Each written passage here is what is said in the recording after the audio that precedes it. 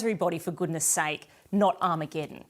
Have you and the Yes campaign done enough to get across what the Voice actually is? And there is nothing to fear here. This is just an advisory body. Could you have been more specific about the setup and the makeup of this advisory body? The detail's there, and of course it is up to the Parliament will determine the composition and procedures of the Voice. Building consensus and putting the yes case and explaining to people what the model will be, what the question will be. We don't know that yet. That's what we're about to undertake, as a consultation right through Australia to get the answer to those questions. Polls. And it's because of two main reasons. Firstly, the government didn't work out details about how people would be appointed to the advisory body before it announced the referendum. And even now, Linda Burney says that questions about who and how the Voice members will be chosen will all be nutted out later on after the votes have been cast. To people what the model will be, what the question will be. We don't know that yet. That's what we're about to undertake, as a consultation right through Australia to get the answer to those questions. Now, Linda Burney says that questions about who and how the Voice members will be chosen will all be nutted out later on after the votes have been cast. To have a referendum, you will have debate in the Parliament. And part of that will be about what a voice will look like.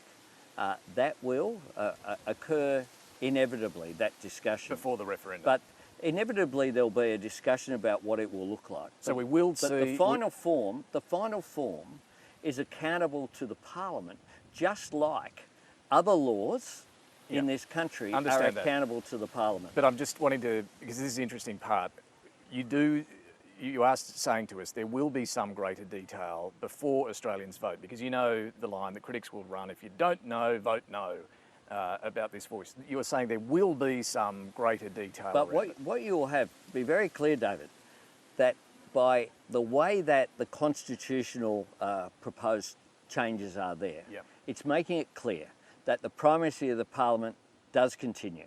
So it may well be that over a period of time, the functions of the Voice do change. Understand that, but how it would function under your watch? That's the point.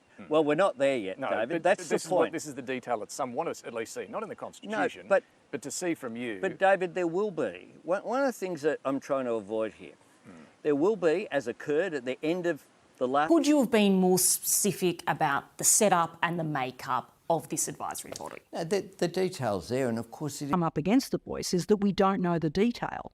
But that is a little bit putting the cart before the horse, because the detail will come through ordinary legislation enacted by the Parliament under Section 129(3). Parliament will actually have control over the details, which is basically ordinary legislation.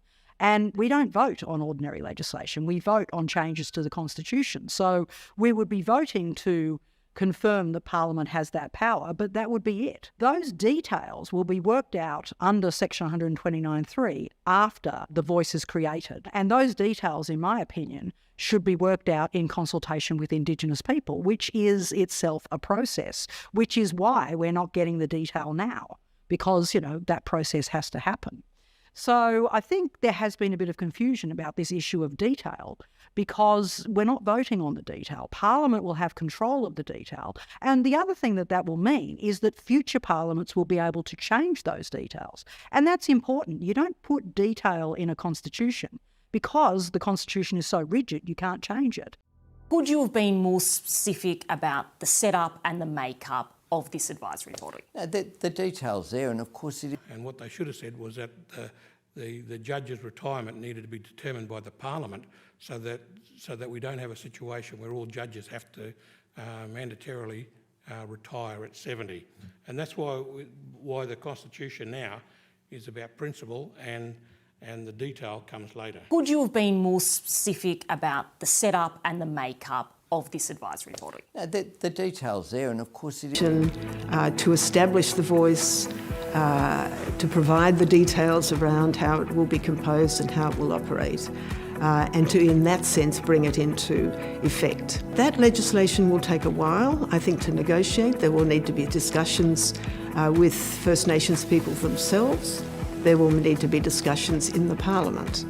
And I imagine it will be quite a lengthy piece of legislation. But in due course, that will be drafted, it will be considered by both Houses of Parliament, and let's assume that it passes in an approved form. Even after that, there will be other steps to be taken. Could you have been more specific about the setup and the makeup of this advisory body? The detail's there, and of course it